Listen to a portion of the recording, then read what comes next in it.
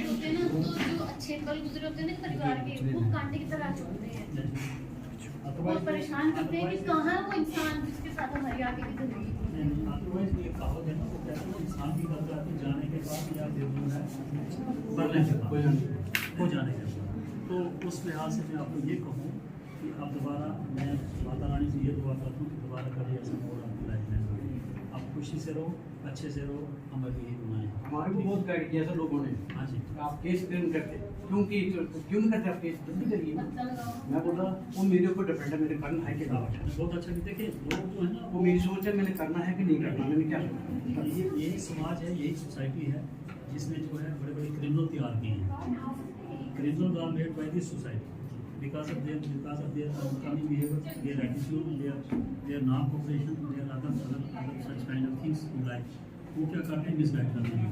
This society makes the criminal, यही society है which makes the good people also. तो हमने देखना कि दिशा देनी आपने किस साइड चलना है, किसकी बात सुननी, किसकी नहीं सुननी। पढ़ के जंगल पहुंच जाओगी तो हम यहाँ चल जाएगी। अच्छा, अब आप बताएं, आपको पूछना है, बताइए आपका क्या एक्सपीरियंस था, आप बताइए जी आप कैसे हुआ, किन हालात में हुआ और कोर्ट का क्या ताउन रहा, किस तरह से ये हुआ, आप बताएं। सर परिवार में तो थोड़ा छोटी लड़ाई होती है, हम लोग पैनिक हो जाते हैं। तो पैनिक नहीं होना, किसी भी बात पे हम लोग लड़ पड़े एकदम से और ये है वो है। फिर क्या होता है, कुछ चीज़ें ऐसी होती हैं जो पारिवारिक में, जैसे मेरे साथ कुछ सेंटीमेंट ऐसे जुड़े हुए हैं जो बिल्कुल मैं टॉलरेट नहीं कर सकता। जैसे मेरी मदर पे कोई छोटा सा भी बोलेगा, चाहे वो कोई बड़ी बात नहीं है, कोई बड़ी एलिगेशन नहीं लगाई है, लेकिन मेरे सेंटीमेंट भी इतने हर्ट हो जाते थे कि भाई मेरी मदर को किसने ऐसा क्यों बोला, मतलब ओवर उसमें हो जाना। ठीक है, सेंटीमेंट सबके होते हैं, पेरेंट्स से जुड़े होते हैं। मेरी मदर ने मुझे पाला है, एक्चुअली मेरी सिंगल मदर मेरी थी, उससे ब्रॉडअप में था मैं। थोड़ा उसमें कभी कोई छोटी सी बात हो जाए तो मैं बहुत ज़्यादा बुरा मान जाता था। तो ऐसा नहीं होना चाहिए, अपने इमोशंस को हमेशा ही कंट्रोल रखना चाहिए इंसान को, कभी भी किसी चीज़ में पैनिक नहीं होना है। अब पारिवारिक फीलिंग्स में, घर है, परिवार है, छोटी मोटी बातें होती हैं, अंडरस्टैंडिंग है। आपकी अंडरस्टैंडिंग मैं ये कहूँगा, मैं वो नहीं कह रहा, चलिए वो तो पाँच चैप्टर रहा ना। सर मैं ये कहता हूँ कि इस दौरान आपने कैसा फील किया, ये लिटिगेशन जो चली और लास्ट में आप जो कोर्ट से आपको इंसाफ मिल रहा है, आप कैसा फील कर रहे हैं? सर ये 4 साल का सेपरेशन तो सच में ही बड़ा मतलब दुखदायी ही था। जहाँ पे भी जाते हैं, जहाँ लोग परिवार एक साथ होते हैं, जहाँ लोगों के बच्चे खेल रहे होते हैं अपने आसपास में, मुझे हमेशा याद आता है कि मेरा बच्चा कहाँ है। हम दूसरे बच्चों को पिकनिक करवाते हैं, दूसरे बच्चों को घुमाने ले जाते हैं, दूसरों को स्विमिंग सिखा रहे हैं, लेकिन मेरा बच्चा कहाँ है। हर बात मुझे याद आती है कि मेरी बेटी कहाँ है। ये तो मेरे लिए सच में दुख की बात थी। हर बात में 4 साल से मैंने कैसे काटा है मुझे पता है कि मैं एक दिन भी घर नहीं बैठ सकता था। मैं सोचा बाहर चले जाऊँ, घूमूँ, दाएँ में रहूँ, उसमें ऐसा रहा। अभी पेनफुल था मेरे लिए। आप जो अदालत से आपका जो केस का निपटारा हो रहा है इस वक्त, सर आप कैसा फील कर रहे हैं? सर मैं बहुत खुश हूँ सर। आप एज ए जज नहीं, एज ए फादर की तरह आपने जिस तरह गाइड किया, बियॉन्ड कोर्ट से हटके आपने जो दिन गाइड किया, वो मेरे दिमाग में तब से घूम ही रहा था काफ़ी दिन से कि जैसा अगर ऐसा कह रहे हैं तो दुनिया को कुछ लेना देना नहीं है।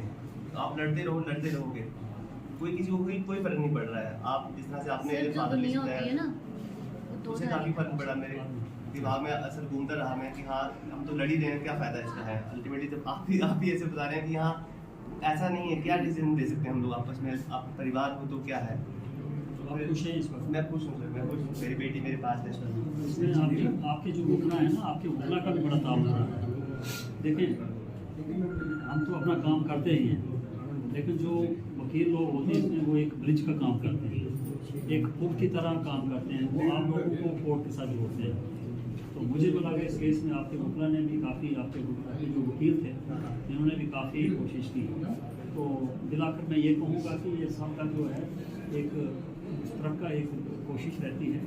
तो जो मैं सबकी जो है रंग लाई, आप मेरी दुआएं हैं कि आप खुश रहें और अच्छे से अपनी लाइफ जो है गुजारें। तो कोई इस तरह का मोड़ कभी ज़िंदगी में ना आए, बच्चा इसको पढ़ाओ लिखाओ, उसकी ज़िंदगी। आप कुछ कहेंगे madam?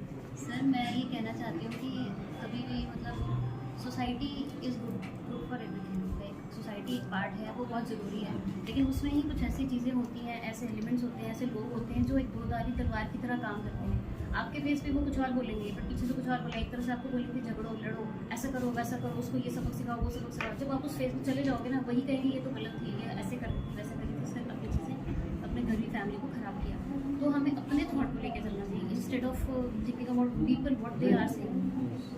We should give importance to our family members instead of words the people are saying.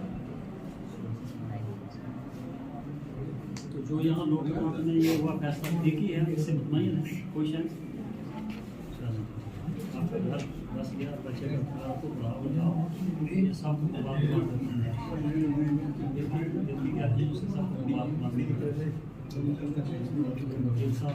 बाकी एग्रीमेंट वगैरह करा जाओ